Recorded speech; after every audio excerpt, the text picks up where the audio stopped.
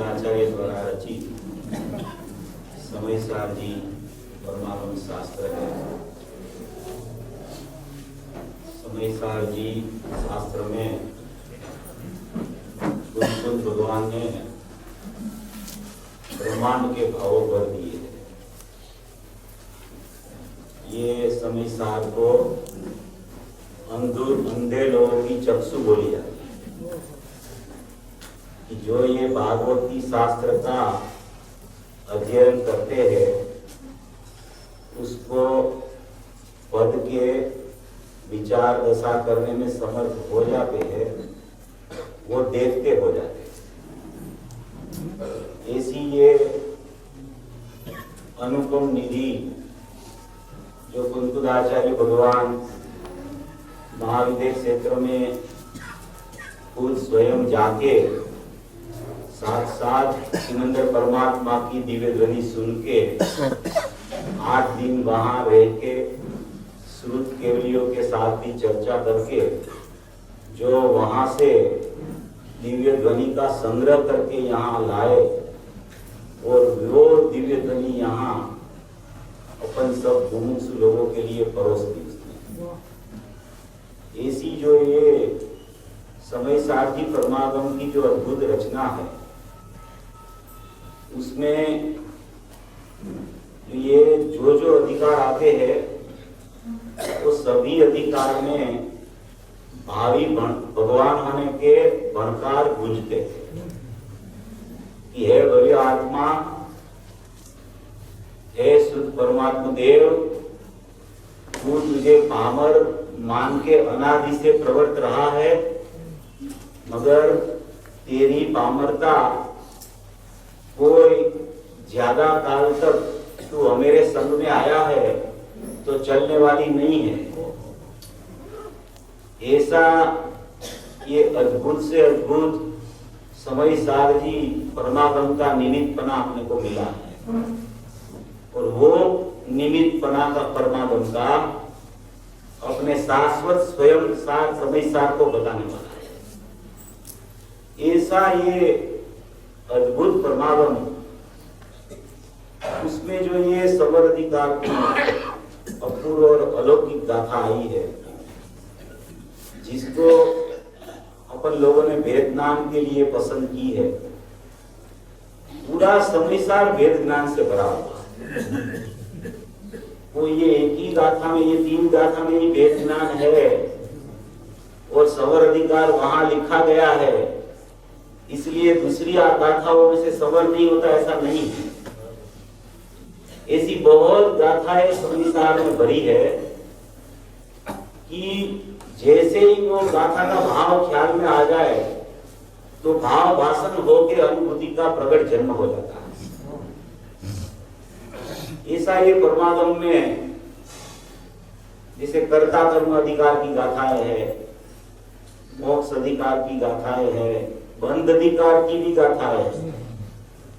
कि कोई भी गाथा आप चुन लो तो उसमें से जो आप आचार्य भगवान जो भाव कहना चाहते हैं वो आचार्य भगवान ने जो लिखा है उसका स्पष्टीकरण 45 साल तक पूज्य गुरुदेव श्री ने अपने को करके दिया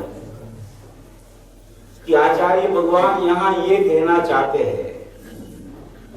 तेरी समझ में डायरेक्ट शास्त्र समझ में नहीं आ रहे क्योंकि अनादि की अज्ञानता तेरी चल रही है। आचार्य भगवान की कोई कोई भाषाएं तो बहुत गूढ़ होती है, तो पूज्य गुरुदेव श्री ने एकदम सरलतम करके अपने हाथ में ये शास्त्र का मर्म खोल के अपने को पूरा उसका संबोधन इस तरीके से किया कि अपन उसको सुनते ही अपने भगवान आत्मा का अपने को दर्शन हो जाए। ऐसी जो अनुपम निधि अपने को कुंकुर आचार्य द्वारा मुझे गुरुदेव श्री से मिली, तो इसमें जो 181, 82, 83 गाथा जो सबर अधिकार की है, उसमें मूल बात जो ये अपन 4 दिन से सुन रहे हैं, तो एक न एक बात आती रहती है, उपयोग में उपयोग है, उपयोग में क्रोधादि नहीं है। और अनादि से तू मान के बैठा है कि तेरे उपयोग में क्रोध आ गया है, या तो तेरी पर्याय में राग ही चल रहा है, तेरी पर्याय में ज्ञान चल रहा है, उस तरफ तेरी नजर नहीं जाती है। राग होने के समय भी तेरा ज्ञान उत्पाद रूप क्रिया वाला वो उसने तेरे उपयोगवान को आज तक नहीं छोड़ा है, कभी छोड़ने वाला नहीं है। ऐसा एक जो तेरा ज्ञान का उपयोग अनादि से ज्ञान क्रिया रूप चल रहा है, भले अनुभूति न हो, भले सदुपयोग नहीं आया हो, सदुपयोग आके भले सुख परिणति नहीं रहती हो, फिर भी वस्तु की व्यवस्था जो अपन सोचे, तो वस्तु की व्यवस्था में ये कहना चाहते आचार्य भगवान कि तेरा जो उपयोग है उसमें उपयोगवान प्रतिष्ठित ही है। कोई पदार्थ हो और उसका ही अंश उसमें से आवे और वो अंश में अंशी न हो, ऐसा कैसे हो सकता है? ऐसा तेरा स्वभाव अनादि से वर्त रहा है, वर्त रहा है, वर्त रहा है, उपयोग में उपयोग ही है, क्रोधादि नहीं है। वो एक बार जान के फिर बार बार याद नहीं करना उसको, बाद में उपयोग में उपयोग है, उपयोग में उपयोगवान है, वहां दृष्टि को टिका देना होगा, तो सहज में सदुपयोग हो जाएगा। इसी ये जो बात इसमें अपूर्व से अपूर्व आई है, एक वस्तु की दूसरी वस्तु नहीं है, क्योंकि दोनों के प्रदेश की भिन्नता है, क्योंकि दोनों के बीच आधार आदि संबंध नहीं है, क्योंकि दोनों की सत्ता पृथक पृथक है, दोनों के बीच में स्वरूप विपरीतता है, इसलिए एक के आधार से वो दूसरी आधार वाली चीज नहीं रहती है। अपना आधार अपना अंश में ही होता है, जो अंश अपने से जुदा पड़े, जो अंश का लक्षण अपने से जुदा लक्षण हो, उसको सचमुच में अपना अंश बोला नहीं जाता। राग द्वेष है पुद्गल की संपत्ति, उसमें चेतन की निशानी नहीं है, और पुद्गल की संपत्ति को अपनी मान के अनादि से जीव चल रहा है। अनादि से जीव पर द्रव्य और पर द्रव्य के निमित्त से होता हुआ अपना विकारी और विभाव भाव, उसमें अहम करके मिथ्यात्व की दशा में चल रहा है अनादि से। वो मिथ्यात्व को ही संसार बोला गया है, और वो मिथ्यात्व चला जाता है, बाद में राग तो लंगड़ा हो जाता है, उसके पैर नहीं रहते, बाद में वो चल नहीं सकता। ऐसा मिथ्यात्व कैसे चला जाए, वो मिथ्यात्व छूट के सम्यक दर्शन की प्राप्ति जीवों को कैसे हो जाए, इसके लिए आचार्य भगवान ऐसी ऐसी गाथाएं लिखते हैं। मैं आपको अभी बहुत आधार देने वाला हूं। इसमें से कई गाथाएं ऐसी है कि जिसमें ऐसी बात आई। समय सार में बहुत सी गाथाएं ऐसी है कि जिसपे यही बात दोहराई आचार्य भगवान ने। तो आचार्य भगवान जब अपनी निर्विकल्प प्रचुर स्वसंवेदन की जो धारा उनकी निरंतर चलती है, उसमें जो सदुपयोग की धारा उसकी चलती रहती है, उसमें सदुपयोग में अपन कलम, अपनी ज्ञान रूपी कलम को डुबा के सदुपयोग से, और वहां निर्विकल्प दशा उसकी चलती है। वहां से जब वो च्युत होते हैं और विकल्प में आते हैं, तब ऐसी रचना अपने लोगों को निर्विकल्पता में निमित्त करने के लिए लिखते हैं। ऐसी जो ये अद्भुत रचना है, अलौकिक रचना, आचार्य भगवान का विकल्प भव्य जीवों के निर्विकल्प दशा में निमित्त पड़ता है। ऐसी ये अलौकिक बात है कि उपयोग में उपयोग है, उपयोग में उपयोग बस रहा है, उपयोग में उपयोगवान को लाना नहीं है किसी को। स्थिति ऐसी है कि ज्ञान में नायक बस रहा है, उपयोग में उपयोग बस रहा है। उसी का नाम ऐसा विचार चले और ऐसा भाव आ जाए और ऐसी श्रद्धा हो जाए, उसी का नाम सदुपयोग बोला जाता है। सदुपयोग तो अभी है नहीं। अभी पूज्य गुरुदेव श्री बार बार बोलते हैं कि सदुपयोग में आत्मा है, शुद्ध परिणति में आत्मा है। तो अभी तो अपने पास सदुपयोग नहीं है, और शुद्ध परिणति तो सदुपयोग वाले को जीवित होता है, तभी दो भाग पड़ते हैं, परिणति और उपयोग के। तो शुद्ध परिणति भी नहीं है, तो आत्मा कहां से ढूंढे? आत्मा रहता कहां है फिर? अगर सदुपयोग में ही रहता है, शुद्ध परिणति में ही रहता है, स्वसंवेदन में ही रहता है, तो वो उससे पहले कहां रहता है वो? क्योंकि वो उससे पहले अपने लक्षण में विराजमान है। लक्ष्य अपना उपयोग प्रकट है, उसमें उपयोगवान विराजमान है। ऐसा ऐसी तू श्रद्धा कर ले तो उसी समय सदुपयोग का जन्म हो जाएगा। माने कि सदुपयोग नहीं है, शुद्ध परिणति नहीं है, तो आत्मा नहीं है कि आत्मा नहीं दिखता है, कि आत्मा कहां रहता है, सदुपयोग नहीं रहता है, तो उससे पहले आत्मा कहां है? तो तेरे पास तेरा उपयोग अनादि अनंत ज्ञेयभूत अभेदपणे वर्त रहा है। इसी वक्त सभी जीवों को निगोद में भी ऐसा स्वरूप है कि भगवान आत्मा बाल गोपाल सबको अनुभूति स्वरूप अपने ज्ञान में जानने में आ रहा है। अनुभूति स्वरूप यानी ज्ञान स्वरूप। भगवान आत्मा अपना विनायक देव, अपना शुद्ध चैतन्य देव, अपना परमात्मा अपना ज्ञान का अंश में अनादि से विद्यमान है और उसमें जानने में भी आ रहा है, उसको स्वीकार नहीं करता है। और अभी आचार्य भगवान और गुरुदेव के प्रताप से स्वीकार हो जाएगा। नहीं करता है वो याद नहीं करना, अभी स्वीकार में लेने का पुरुषार्थ उठाना कि ऐसा स्वरूप है, ऐसी मेरे पास ज्ञान और नायक की संपत्ति पड़ी है और मुझे मेरा स्वीकार नहीं आवे, वो कैसे हो सकता है? इससे आश्चर्य की बड़ी बात क्या हो सकती है कि मेरा नायक भी विद्यमान, मेरा प्रकट रूप ज्ञान भी विद्यमान, वो ज्ञान में अनुभूति स्वरूप भगवान आत्मा जानने में आ रहा है, वो भी विद्यमान, और मेरे को स्वीकार नहीं आवे, ऐसा हो सकता है क्या? बहुत बड़ा आश्चर्य है वो जो स्वीकार में नहीं आवे, त्वरित में आना चाहिए स्वीकार में। ऐसी बात आचार्य भगवान बार बार लिखते रहते। कुंकुल आचार्य ने कहा 17-18वीं गाथा में कि तू प्रथम में प्रथम तेरे आत्मा को जान ले, दूसरा कुछ जानने का प्रयत्न मत कर।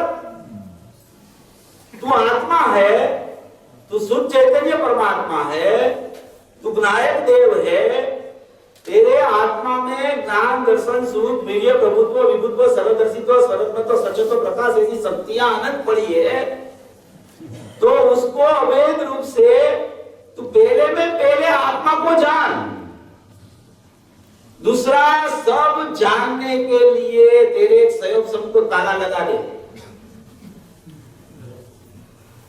पहले आत्मा को जान, ऐसा गुरुकुल आचार्य भगवान ने बोला। तो पूज्य गुरुदेव श्री को नैरोबी गए तो ये गाथा ली पूज्य गुरुदेव श्री ने, तो पूज्य गुरुदेव श्री को प्रश्न किया कि ये तो गुरुदेव श्री आप ये बार बार बोल रहे हो कि प्रथम आत्मा को जानो, प्रथम आत्मा को जानो, प्रथम आत्मा को जानो, ये तो तैयार शिष्य होता है ना, जो जिसको आगम का सब पता होता है, नए निश्चय प्रमाण स्वभाव विवाह उपादान निमित्त निश्चय व्यवहार क्रमबद्ध ये सब पता होता है, उसको बोला जाता है तैयार शिष्य। ये उसके लिए आचार्य भगवान ने लिखा है कि प्रथम ने प्रथम आत्मा को जान। मुझे गुरुदेव श्री ने जवाब दिया कि ये तैयार शिष्य की बात नहीं है, यहां आचार्य भगवान ने पात्र शिष्य की बात लिखी है कि जिसको अंदर में जिसकी पात्रता बन गई है, ऐसा उसने देखा है, इसलिए ऐसा लिख दिया है कि प्रथम में प्रथम आत्मा को जान। अपन तो सब गुरुदेव से सब आचार्य भगवान की बातें सुन के अपने को तो सब पता चला है कि नई निश्चय प्रमाण क्या होता है, उपादान निमित्त निश्चय व्यवहार क्रमबद्ध, ये तो सब अपने को पता है। तो अपने लिए तो ये बहुत सरल है। वहां नैरोबी में तो नए मुमुक्षु थे, जिसको भक्स का भी विवेक नहीं था, उधर जाके पूज्य गुरुदेव श्री ने 6वीं गाथा, 11वीं गाथा, 14वीं गाथा, 15वीं गाथा, 17-18 गाथा, 21 गाथा, 38 गाथा, जो मूल दृष्टि का विषय को और ज्ञान का यथार्थ स्वरूप को बताने वाली गाथा है, ऐसी गाथाएं उधर ली थी पूज्य गुरुदेव श्री ने 80 की साल में, जब उसका यहां से स्वर्गारोहण जाने में मात्र 11 महीने बाकी थे, तब ऐसी गाथाएं ली थी उधर। तो अपने को समझना चाहिए कि ये गाथाओं में कितना रहस्य होगा, कितना प्राण, अपना जीवंत का प्राण उसमें भरा होगा। तो कुंकुल आचार्य ने बोला कि प्रथम आत्मा को जान, और अमृतचंद्र आचार्य ने टीका में लिख दिया कि आओ अनुभूति स्वरूप भगवान आत्मा बाल गोपाल सबको जानने में आ रहा है। कुंकुल आचार्य बोला आत्मा को जान, अमृतचंद्र आचार्य बोले कि तुझे आत्मा जानने में आ रहा है। एक बोले आत्मा को जान, एक बोले आत्मा जानने में आ रहा है, ऐसा तू जान। आचार्य भगवान के जो लिखने की बात जो होती है ना, उसमें सब में अमृत के बूंद टपकते हैं। वो अमृत के बूंद अपने को पीना है, उसको सही समझ के अपना भाव को उसके भाव के साथ मिला देवे ना, तो उसको सम्यक दर्शन करना है, ऐसा भाव ही नहीं आएगा, और सम्यक दर्शन के ढेर हो जाएंगे। ऐसी ये अद्भुत से अद्भुत गाथा है। अभी ये गाथा का संदर्भ 69-70 गाथा में भी ये बात आई है, कर्ता कर्म अधिकार, कि ज्ञान क्रिया स्वभावभूत होने से ज्ञान क्रिया को क्या बोला कि वो स्वभावभूत है। करोति क्रिया, रागादि क्रिया, क्रोधादि क्रिया वो सब विभावभूत है। ज्ञान क्रिया स्वभावभूत होने से उसका निषेध नहीं हो सकता, क्योंकि वो ज्ञान क्रिया में आत्मा प्रतिष्ठित है, इसलिए वो ज्ञान क्रिया स्वभावभूत है। जैसे उपयोग में उपयोग है, जैसे अनुभूति स्वरूप भगवान आत्मा जानने में आ रहा है, ऐसे ज्ञान क्रिया स्वभावभूत होने से उसका निषेध नहीं हो सकता है। कितना भी दृष्टि का विषय में जीव पारंगत होवे, और अगर ज्ञान क्रिया में आत्मा जानने में आता है, उसका निषेध की लाइन पे चल जाए, उसको अनुभव नहीं हो सकता है। मुझे गुरुदेव श्री ने तो ये प्रवचन में ऐसा बोल दिया, 69-70 गाथा का प्रवचन सुन लेना आप सब लोग गुरुदेव का। उसमें ऐसी बात चली नहीं, ये ज्ञान क्रिया स्वभावभूत होने से निषेध में नहीं आती है, ये स्वभावभूत है, स्वभावभूत है। तो फिर किसी ने प्रश्न पूछ लिया दृष्टि के विषय के बारे में, तो मुझे गुरुदेव श्री ने बोला कि अभी ये चर्चा चल रही है ज्ञान क्रिया और ज्ञायक की, तो दृष्टि को उसके घर में रखो, दृष्टि का विषय को उसके घर में रखो। यहां चर्चा ज्ञान की चल रही है। जब दृष्टि का विषय की बात आवे, तो दृष्टि का विषय में उत्पाद को भी संयोग बोला, वो दृष्टि का विषय की चर्चा है। 6वीं गाथा की चर्चा, 11वीं गाथा की, 320 गाथा की, उसमें जब आवे कि प्रभत अप्रभत नहीं है, नायक भाव में हूं, मैं शुद्ध चैतन्य परमात्मा हूं, मैं ध्रुव हूं, मैं अनादि अनंत अखंड वस्तु हूं, मैं सकल निरावरण अखंड एक प्रत्यक्ष प्रतिभासमय अविनश्वर शुद्ध पारिणामिक परम भाव लक्षण निज परमात्मा द्रव्य वो ही मैं हूं, वो बात चले तब ज्ञान क्रिया को छेड़ना नहीं। और जब ज्ञान क्रिया की बात चले, तो ये ज्ञान क्रिया से भी आत्मा जानने में आता है, ऐसा स्वीकार में अनुभूति होती है। 69-70 गाथा में ये बोला, फिर 71 गाथा में भी वही बोला कि स्व का परिणमन है, वही स्वभाव है। स्वस्य भवनमिति स्वभावः, स्व का भवन को स्वभाव बोला जाता है। फिर बाणु त्राणु गाथा में तो बहुत अच्छी बात है, बहुत अच्छी, माने मार्मिक से मार्मिक बात। बाणु त्राणु गाथा है, बाणु गाथा में अज्ञानी की बात की है, और 93 गाथा में वो अज्ञानी ज्ञानी कैसे हो जाता है उसकी चर्चा आई है। बहुत अच्छी गाथा है बाणु त्राणु गाथा। उसके बाद में 270 गाथा में भी ये बात है, 8वें कलश में भी ये बात है। ऐसी बहुत गाथाएं है संसार में कि जिसमें ज्ञान में आत्मा प्रतिष्ठित है और क्रोधादि उससे पृथक ही है, ऐसा आचार्य भगवान का प्रमाण अपने पास संसार में पड़ा है। रागादि भाव जो होते हैं ना, रागादि भाव प्रत्येक समय में बहिर्लक्षी पर्याय में जो चलते रहते हैं, वो सचमुच में राग की उत्पत्ति होती कैसे है सचमुच, और क्यों हो जाती है राग की उत्पत्ति? अभी रागादि भाव पृथक तो है, ये तो अपन ने मान लिया, आचार्य भगवान ने बोला, मगर उसकी उत्पत्ति समय समय समय समय में क्यों होती रहती है, तो क्यों छूटता नहीं है राग?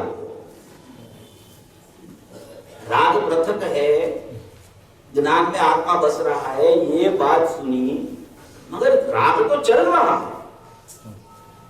तो राग चल रहा है तो वो कैसे आता है और क्यों आ जाता है और कैसे चला जाए, और कैसे ज्ञान में ज्ञायक प्रतिष्ठित हो जाए, इसकी विधि ये 90-93 गाथा में दी है आचार्य भगवान ने। थोड़ा पढ़ता हूं, 92 गाथा और 93 गाथा कर्ता कर्म अधिकार की गाथा है। अज्ञान से यह आत्मा पर का और अपना परस्पर विशेष तफावत नहीं जानता हो, तब पर को अपने रूप और अपने को पर रूप खुद अज्ञान में होता हुआ कर्मों का कर्ता प्रतिभासता है। पर को अपना रूप जानता है और अपने को पर रूप जानता है, तो कर्म का कर्ता होता प्रतिभासता है। उसको स्पष्टता से समझाने में आता है। जैसे शीत उष्ण का अनुभव कराने में समर्थ, एवं शीत उष्ण पुद्गल परिणाम की अवस्था पुद्गल से अभिन्नपना के कारण आत्मा से सदा अत्यंत भिन्न है।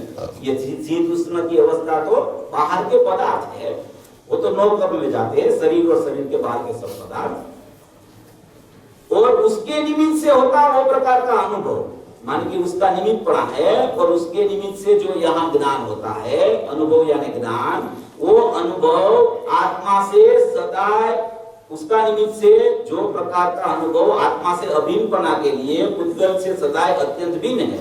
जो ज्ञान है वो आत्मा से अभिन्न है, और शीत उष्णपना पृथक है, मगर पृथक है उसका ज्ञान होता है, वो ज्ञान आत्मा से अभिन्न है, मगर वो पदार्थ तो पृथक है।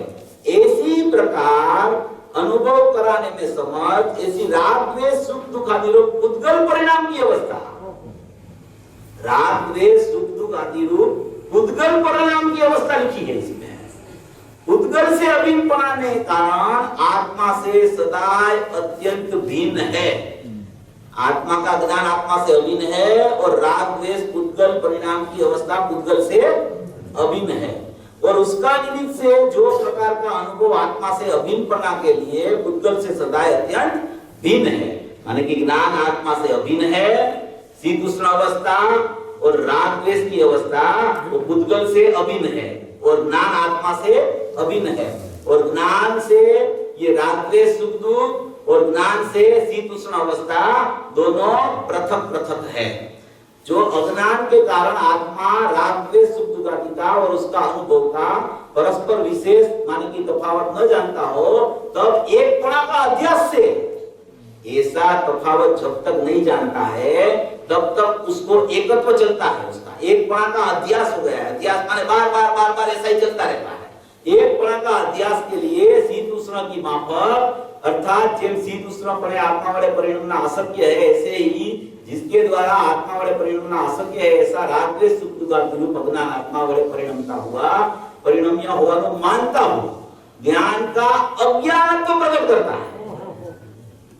हे ज्ञान में आत्मा, राग है पुद्गल का, शीत उष्ण वाला पड़ा है पुद्गल का, मगर एक पड़ा का अध्यास समाधि से चलता है, इसलिए समय समय समय में ज्ञान का अज्ञानत्व हो जाता है, ज्ञान का अज्ञानत्व हो जाता है।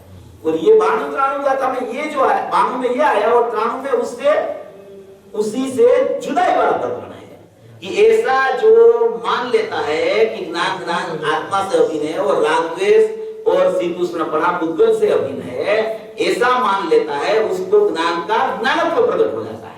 तो अभी ये ज्ञान का अज्ञानत्व हो गया और ज्ञान का ज्ञानत्व हो गया। तो अभी ज्ञान का अज्ञानत्व होने में राग द्वेष वो वाले भाव चलते हैं, राग द्वेष जो वो इस पे लिखा कि पुद्गल से अनन्य है। तो इस पे क्या कहना चाहते हैं? देखो भैया, ऐसा है कि शीत उष्णपना तो नौ कर्म की अवस्था है, और राग द्वेष का अनुभाग सचमुच में द्रव्य कर्म में पड़ा है।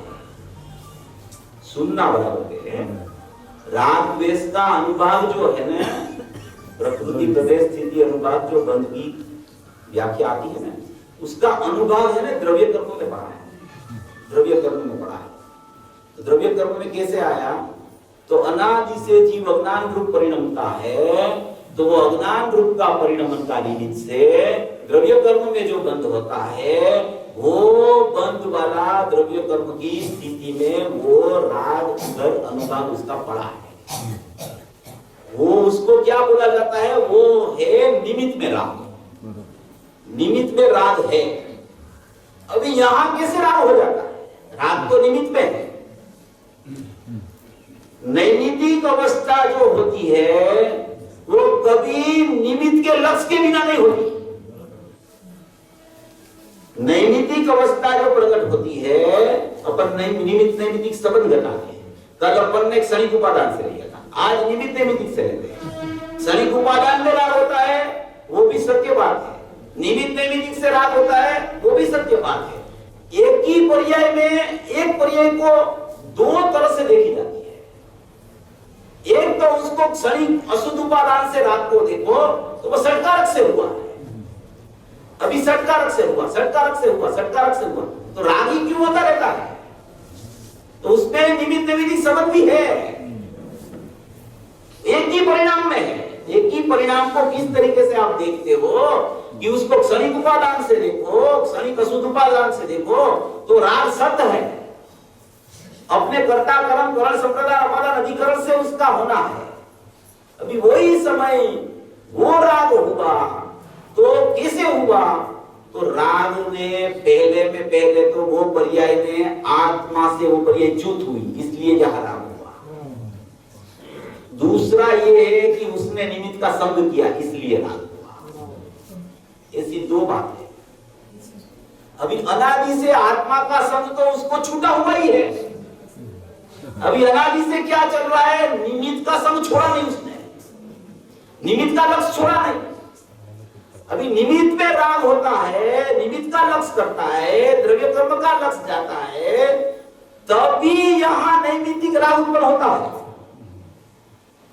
वास्तव में राग का वहां पे द्रव्य कर्म में अनुभाग पड़ा है और वो निमित्त बनता है, उसका उदय आता है, और यहां पर्याय का उदय है और पर्याय निमित्त को लक्ष्य करके प्रवृत्ति है, तब यहां राग की उत्पत्ति होती है। ये समयवर्ती है राग, राग भी समयवर्ती है। राग को अपना मानने वाला मिथ्या तो भी समयवर्ती है, आगे पीछे नहीं है कहीं स्टॉप, कोई जगह स्टॉप नहीं है। जिस समय वो अपने आत्मा को भूलता है और निमित्त को लक्ष्य बनाता है, तब यहाँ राग और मिथ्यात्व की पर्याय प्रकट होती है। ये ज्ञानी की बात चलती है, ज्ञानी की बात अलग है। तो वहां कर्म का द्रव्य कर्म में राग है, वहां निमित्त का लक्ष्य करके यहाँ नैमित्तिक में राग प्रकट होता है। अभी इसमें लिखते हैं कि वो निमित्त नैमित्तिक संबंध जो है उसको तो पुद्गल में रख, राग की सत्ता को तो पुद्गल में देख, हम पुद्गल में जान ले एक बार, राग मेरे में नहीं है, मैं तो ज्ञान नहीं, मेरा तो ज्ञान का ही परिणाम है, वही मेरा परिणाम है।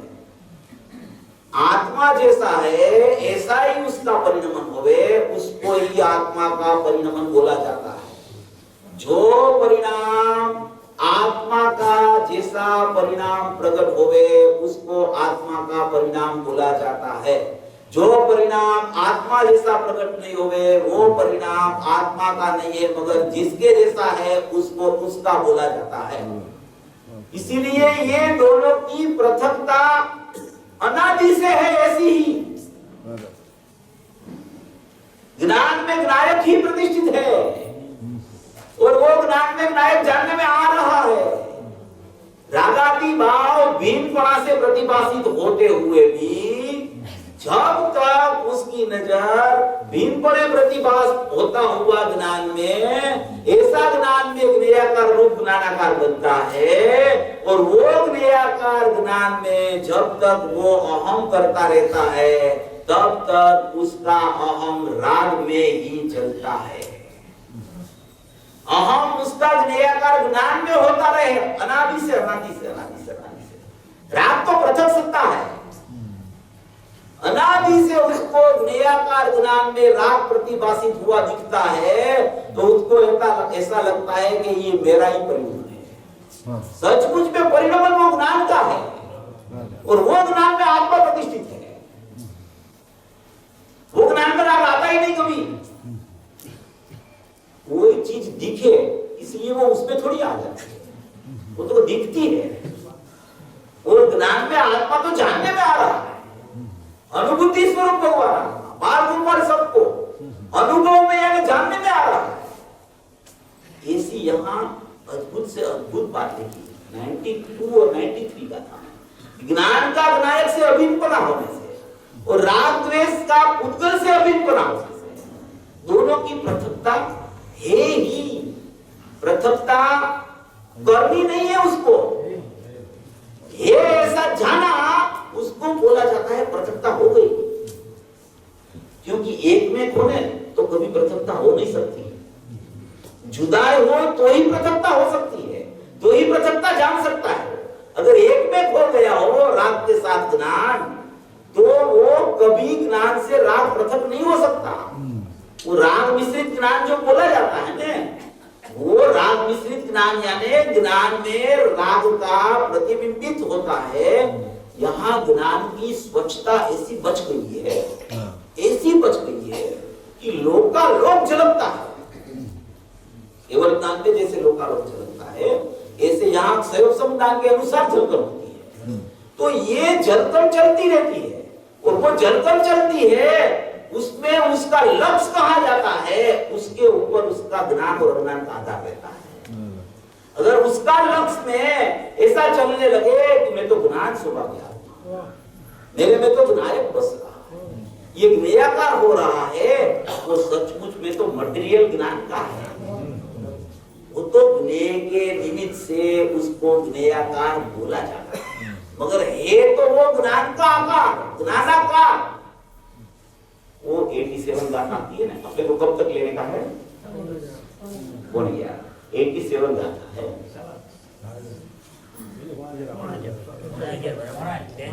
87 गाथा में एक मोर का दृष्टांत है। मोर का सबको पता होगा, वो मोर का दृष्टांत है ना, तो मोर की झलक अरीसा में पड़ती है। तो अरीसा में क्या दिखता है? मोर दिखता है, मोर दिखता है ना, और अरीसा भी दिखता है, दोनों दिखता है। वो स्वपर प्रकाशक है ना, तो मोर भी दिखता है, अरीसा भी दिखता है। तो उसको वो पर प्रकाशकता पर जब तक लग जाता है तो भ्रम चलता ही रहता है कि मोर अरीसा में ही है। समझे? अरीसा सचमुच में तो अरीसा नहीं होवे तो मोर ही नहीं होवे। तो वास्तव में दिखता तो है उसको आईना, दर्पण दिखता तो दर्पण ही है। अगर दर्पण ना होवे तो मोर कैसे आएगा? उसमें आ ही नहीं सकता मोर। अभी उसने बहुत प्रयत्न किया मगर मोर उधर से निकलता ही नहीं है, एकदम फंसा हुआ है उसमें। वो कितनी कोशिश करता है वो निकलता ही नहीं है। इतना उसने प्रयत्न कर दिया कि इसमें से इसको निकाल दो। इसमें एक गजब की घटना हो, इसमें कोई जोर से पत्थर की आवाज आई, इतने जोर से पत्थर की आवाज आई तो मोर ने ऐसा बोला कि मैं यहां हूं। क्या बोला? मैं यहां हूं। तो वो टौका बोला उसने कि मैं यहां हूं। तो उसने देखा कि ये दर्पण में मोर तो है नहीं, आवाज तो यहां से आ रही है। तो वहां उसकी नजर गई तो उसको पता चला कि ये तो मेरे को तो दर्पण ही दिखने में आता है। मोर था, मोर चला गया मैं यहां होकर के, तो उसको दर्पण ही दिखने लगा। तो उसको पता चला कि ये जब मोर था ना तब भी दर्पण ही दिखता था, और मोर चला गया तब भी दर्पण ही है। राधा जी वो है ही नहीं वहां, ज्ञान में नायक ही बसता है। तुझे भ्रमणा हो गई, झलकन देख के अपना मान लेता है भाई, ज्ञान में नायक ही बस रहा है अनादि से।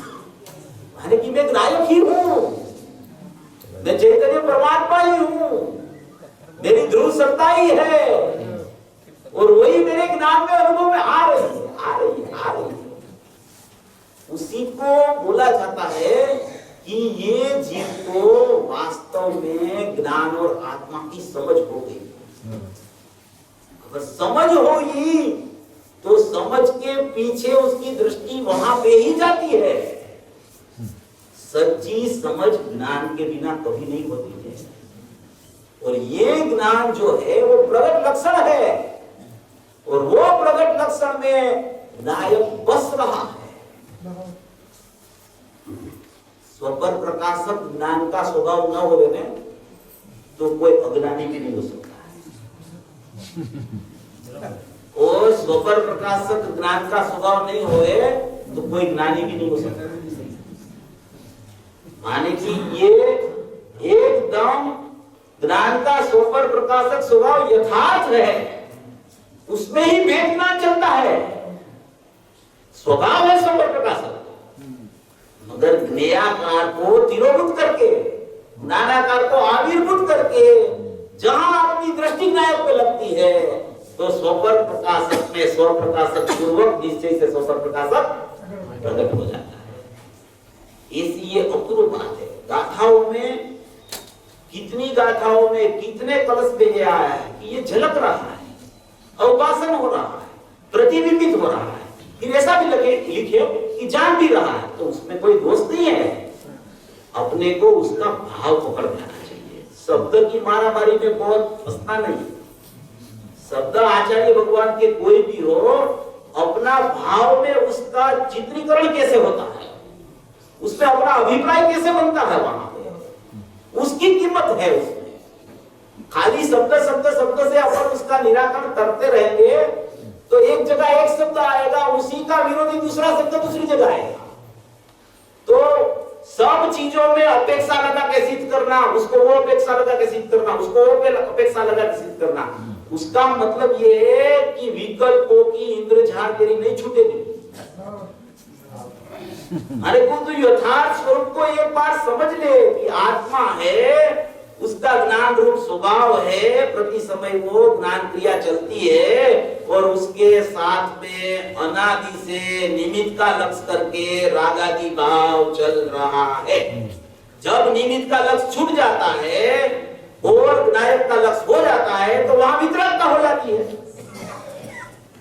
तो इतना ही वर्तुल है इसमें, ज्यादा बाहर नहीं जाना।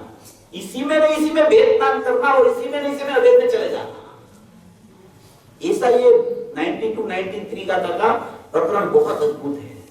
अभी दूसरा ये ज्ञान क्रिया की स्थिति में कर रहा हूं, समझना ज्ञान क्रिया स्वभावभूत कैसे है, ज्ञान का अंश में ज्ञायक कैसे प्रतिष्ठित है, ऐसी समझ अपनी बन जाए तो अपने को दृष्टि का विषय का राग चल रहा है और जो पर्याय के प्रति उपेक्षा की जगह द्वेष चल जाता है, दृष्टि का विषय का खेचा में वो नहीं चले और राग द्वेष की जगह वितरागता का जन्म हो जाए और वास्तविक में द्रव्य पर दृष्टि चली जाए, पर्याय का समय ज्ञान हो जाए और वो पर्याय द्रव्य से कथनचित अनन्य हो जाए। प्लीज ऐसा है कि ये बात क्यों चल रही है, ये ज्ञान का अंश में ज्ञायक प्रतिष्ठित है, ज्ञान में ज्ञायक विद्यमान है, ये बात क्यों चल रही है, ये बात यहाँ आधार देके और ये गाथा में है। तो क्या होता है कि कोई दृष्टि का विषय का पक्ष में खींच मत जाना, क्योंकि क्या हो रहा है कि दृष्टि का विषय की बात तो बहुत आती है और आदरणीय चीज तो वही है, दृष्टि का विषय ही आदरणीय है। वहां अहम होने के बिना ज्ञान का सम्यकपना कभी नहीं होता है। मगर ऐसा होता है, मगर अगर पक्ष से ही तो उसको देखा करेगा। ज्ञान की पर्याय पर लक्ष्य करके तेरी चलती रहे, ज्ञान में पर प्रकाशक बना में ही तेरा माने कि जानना पर प्रकाशक का ही चलता है और दृष्टि का विषय में मैं शुद्ध हूं, मैं अखंड हूं, मैं नायक हूं, मैं एक हूं, मैं परम परिणामिक भाव हूं, ऐसा खाली तू बोलता रहे तो उसको बोला जाता है द्रव्य का राग और उसको बोला जाता है पर्याय की उपेक्षा न करके पर्याय का द्वेष। ऐसा अंतर में द्रव्य प्रति राग में पर्याय प्रति द्वेष चले तो वो पर्याय केड़े को जवाब नहीं देगी। उपेक्षा जरूर होनी चाहिए उत्पादक भाव, मगर कहीं अपने भाव में ऐसी द्वेष बुद्धि तो नहीं हो जाती है ना दृष्टि का विषय को सुन के। ये क्यों है? ये पक्ष हो जाता है कि मैं तो शुद्ध ही हूँ, मेरे में पर्याय है ही नहीं, मैं तो अनादि अनंत हूँ, पर्याय में अनुभव हो के नहीं हो, मैं तो शुद्ध हूं, मेरे को क्या जरूरत है पर्याय में अनुभव की? अनुभव की मूर्ति हूं। अनुभव की मूर्ति तो है, नायक तो है, शुद्ध तो है, अखंड तो है, मगर अनुभव हुआ तो क्या वो विकल्प है, वो नई पक्ष में जाता है। वो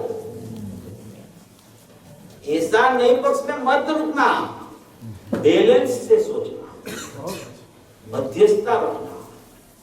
ज्ञायक और ज्ञान दोनों की मध्यस्थता करने वाले की दृष्टि द्रव्य बन जाती है। उसको अंदर से ही स्वयं में ज्ञायक में ऐसा भाव प्रकट हो जाता है। उसको फिर पुरुषार्थ ऐसा नहीं करना पड़ता, उसको देखना नहीं पड़ता मैं नायक हूं, नायक हूं, नायक हूं, नायक हूं, ऐसा नहीं होता। वो समझ से ही दृष्टि द्रव्य पर चली जाती है। वो सर्वाणी जो है ना अंदर की, वो ध्रुव में से ऐसी ही प्रकट होती है कि वो उत्पाद ध्रुव को प्रसिद्ध करके ही हो जाता है। ऐसी सहज स्थिति है, मगर समझ सही हो तो सहज है। अगर समझ में गड़बड़ हो, दृष्टि का विषय है, वहां उसको दृष्टि का विषय से ही जानना चाहिए। और ज्ञान का पड़ता की बात चलती है तो ज्ञान भी एक स्वभाव है द्रव्य का, कोई विभाव नहीं है। वो अंश भी अंशी का है, उद्गल का नहीं है। वो अंश में अनुभूति स्वरूप भगवान आत्मा जानने में आ रहा है, ऐसा आचार्य भगवान कहते, गुरुदेव फरमाते, तो तू उसको क्यों आगे नहीं करता? उसी के ऊपर, क्योंकि वो क्या है, वो प्रगट है। नायक तो उसकी अपेक्षा अप्रगट है। प्रगट लक्षण से लक्ष्य पकड़ जाता है। प्रगट लक्ष्य में वो अनुभव प्रकाश में दीपचंद जी ने बोला कि ज्ञान की दोरिये चला जाए तो नायक उधर ही है। ज्ञान की डोरी पकड़ ले तो उधर ही नायक है, वही क्या है, तुझे तुरंत दिखेगा। ऐसी बात है।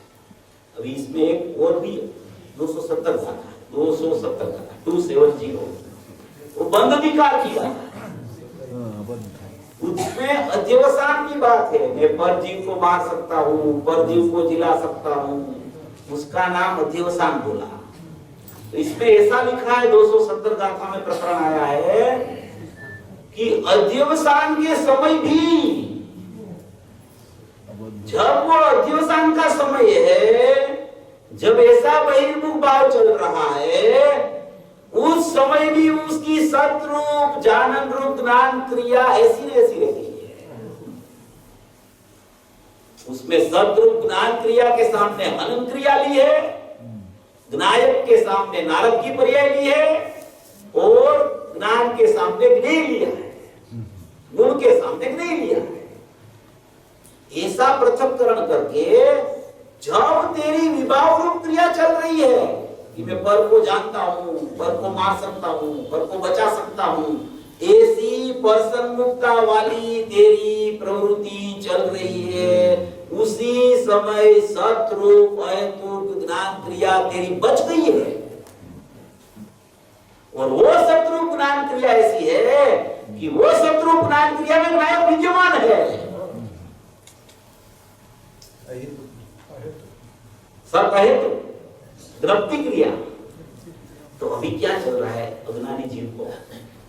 बहिर्लक्षी क्रिया चल रही है, प्रति समय में उसका बहिर्मुख भाव चल रहा है। उस समय भी वो ज्ञान का अंश जीवंत मौजूद है, कि वो जीवंत मौजूद अंश पे नायक प्रतिष्ठित है।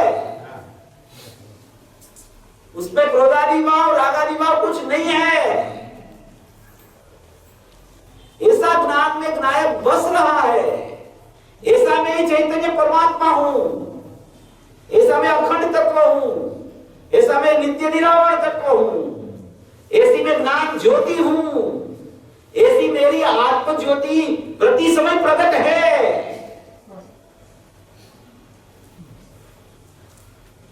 ऐसी ये अद्भुत बात समय में इतना महल भरा है, इतना महल भरा है कि पूज्य गुरुदेव श्री तो रोज एक बार तो समय का स्वाध्याय चले ही चले। 45 साल 19 बार जाहिर में उसने समय सार पढ़ा, सैकड़ों बार तो अंदर में पढ़ा उसने। 78 में उसके पास समयसार आ गया और 82 में उसके पास मोक्ष मार्ग प्रकाशक आया। तो समयसार आया तो तुरंत उसके मुख से निकला, ये तो अशरीरी होने का शास्त्र है। पढ़ते ही रहे 13 साल तक उसने इसका अध्ययन सूक्ष्मता से किया और 4 साल के बाद में 82 में उसके पास मोक्ष मार्ग प्रकाशक आया। तो मोक्ष मार्ग प्रकाशक हाथ में आया तो खाना पीना बंद हो गया उसका। वो सवेरे मोक्ष मार्ग प्रकाशक लेके चले जाते थे और वो झाड़ के नीचे बखोर में अंदर चले जाते थे, खाली पानी लेके जाते थे उधर, और शाम को उधर में उधर पानी पी के उसका काम खत्म कर देते थे और फिर मोक्ष मार्ग प्रकाशक पढ़ने लगते थे। कितना उसको महिमा आया होगा उसका, कितनी उसको समयसार की महिमा आई हुई। 13 साल तक ऐसा अभ्यास करके दिगंबर शास्त्र को एक के बाद एक उसने इतना संशोधन किया कि वो संशोधन में वो परिपक्व हो गए। जब कि मैं तो संप्रदाय में था तो मैं परिवर्तन करूंगा तो हजारों लाखों प्रश्न मेरे सामने आएंगे, तो उसकी श्रद्धांजलि हो, मगर ज्ञान की परिपक्वता भी बहुत जरूरी होती है, क्योंकि कोई भी कोने में से प्रश्न आ सकता है कुछ भी। तो उसकी अंदर की ज्ञान की इतनी परिपक्वता उसकी हो गई, तब उसने 13 साल के बाद में परिवर्तन किया है। ऐसे ही अपने परम धर्म पिता है कि अपने लिए उसने कितनी मेहनत की है, कितना पुरुषार्थ किया, कितना अंदर में संशोधन किया। आचार्य भगवान के एक एक शास्त्र की एक एक लिपि को अंदर में से उसमें से अपना नायक देव को चुन के, नायक देव को ढूंढ के अपने सामने रख दिया कि ये तेरा आत्मा इधर है, उधर सोच, उधर ढूंढ, तेरा आत्मा उधर ही मिलेगा तुझे। तेरी ज्ञान क्रिया प्रकट है, मौजूद है, शाश्वत पड़ी है, वो भी नित्य निरंतर चल रही है, उसमें ही तेरा नायक देव बस रहा है और तू परमात्मा है। पामर को ऐसा छोड़ दे, एक समय की पर्याय की पामरता को मत याद कर, क्योंकि वो दूसरे समय में तो परिणामिक भाव हो जाती है। संसार समय पर आगे पीछे नहीं है, पारिणामिक भाव अनादि अनंत है। एक समय की पर्याय में संसार है और दूसरे समय तो वो पारिणामिक भाव हो जाती है। तो पारिणामिक भाव की दृष्टि कर, उसका ज्ञान कर, उसको ढंढोर, उसका संशोधन कर अंदर में कि कहां पड़ा है मेरा नायक देव, कहां पड़ा है मेरा भूतात्मा स्वभाव, कहां पड़ा है मेरा अपरिणामी आत्मा। जैसे सोगाली जी थे तो एक रात में उसको ज्ञान और राग की जुदाई सवेरे मालूम पड़ गई, रात को बैठे वो जब गुरुदेव का प्रवचन सुनने को गए, जिस दिन उसको सम्यक दर्शन सवेरे में हुआ, वो गुरुदेव का प्रवचन सुनने को बैठे तो गुरुदेव ने बोला कि ज्ञान और राग भिन्न है। ऐसा गुरुदेव का जो स्पष्टीकरण आया तो वहां बैठे बैठे उसने ऐसा निर्णय किया कि ये कहने वाला जो जीव है वो गुरुदेव है, वो ऐसा कह रहा है कि ज्ञान और राग भिन्न है, वहां भी जीव है, मैं भी जीव हूं, तो उसका ज्ञान और राग भिन्न है तो मेरा ज्ञान और राग तो भिन्न ही है। ऐसा निर्णय उसी समय उसको हो गया और वो निर्णय की झोली अंदर में लेके फिर वो बैठ के रसोड़े में और उसने किया पूरी रात कि ये जो निर्णय किया था ना, वो निर्णय को दृढ़ किया। बस वो निर्णय का दृढ़ता का फल अनुभूति है।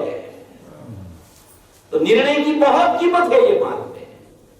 जिसको ऐसा निर्णय आता है, जिसको ऐसा निर्णय में दृढ़ता चलने लगती है, उसको अल्प काल में अपनी अनुभूति नियम से होती है प्रकट। ऐसा ये अद्भुत गाथा, ऐसी अद्भुत मार्ग है। सभी जीव भवी जीव ऐसी गाथा और ऐसा आचार्य भगवान का हृदय समझकर अपनी निज निधि को अल्पकाल में प्रकट करे ऐसी